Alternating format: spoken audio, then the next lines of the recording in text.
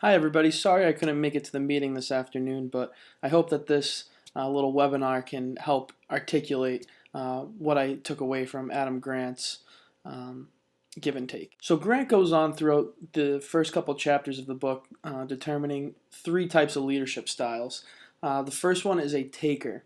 A taker in the business world is someone who is very aggressive in their negotiations and sees themselves as very prideful, always talking about themselves, someone that always is looking at someone else and how they can benefit them. You see a lot of these styles in salesmen and stockbrokers, people that are always working in their own self-interest. The second leadership style is a giver. Now, a giver is someone that is very rare in the business world. A giver should be cherished by a company. They're always looking to help and benefit their other coworkers and their peers.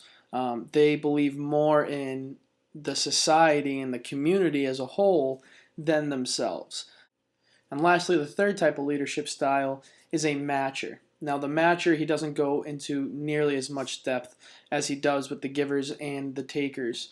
However, a matcher is someone that pulls a little bit from the givers and a little bit from the takers. They might be a little bit aggressive.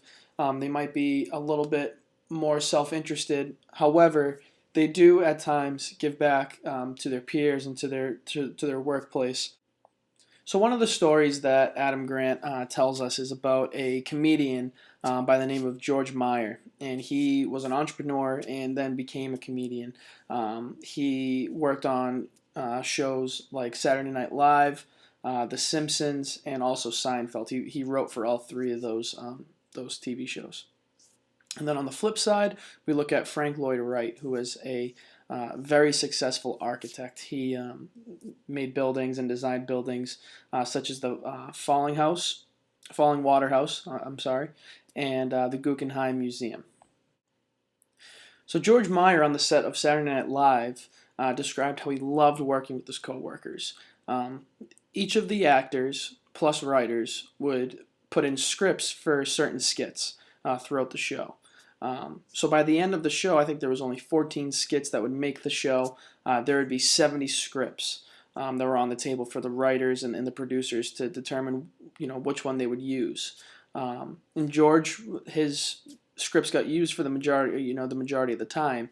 However, he expresses how his coworkers pushed him to do his best, and how he, in return of him doing his best, pushed his coworkers to bring their best stuff to the table when writing. So what he's trying to get at is that you got to see the best in your coworkers, and those are the people that are going to push you. In turn, you now look at Frank Lloyd Wright. He, again, was a very successful architect. However, he went through a 9-year drought of not building or designing any building, and that was because he started working by himself and started stretching himself a little bit too thin. And because of this, again, a 9-year drought, going bankrupt, it was a very, very difficult time for him. And the only way he turned that around was to start working interdependently. The big takeaway for me here is, one, independence is not a sign of strength. I think now after reading this, it's a sign of weakness. The givers are the ones that reject the notion that interdependence is weak, and they see that as a sign of strength. So that was one from that short story that Grant gave to us. That was one thing that I really took away from it. Grant also discussed two types of communication styles. The first one is powerful communication, and the second is powerless communication. Powerful communication is speaking forcefully, assertive in their authority, speaking with confidence, and promoting their accomplishments. These people are takers. For powerless communication, people speak less assertively, express doubt, rely heavily on their advice, and talk in ways that kind of make them vulnerable. And these are the givers. Grant gives a short story about the time he spoke to two groups of Air Force colonels. The first group he went up there and didn't really know how he was going to set the tone of the class.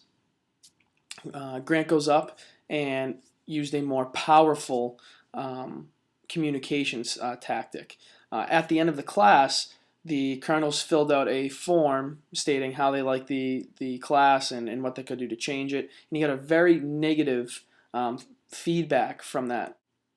For the second class, Grant decided to use a powerless communication style and went up there and opened with a joke and shared that he was much younger than everybody that he was talking to and that they might not learn a thing today. And speaking with that kind of vulnerability relaxed the colonels, and by the end of it, the feedback that he got at the end of the class showed that because of the vulnerability and him speaking a little bit softer and not as direct and firm, they actually enjoyed the class a lot longer, and there was no difference in what he was teaching the two group.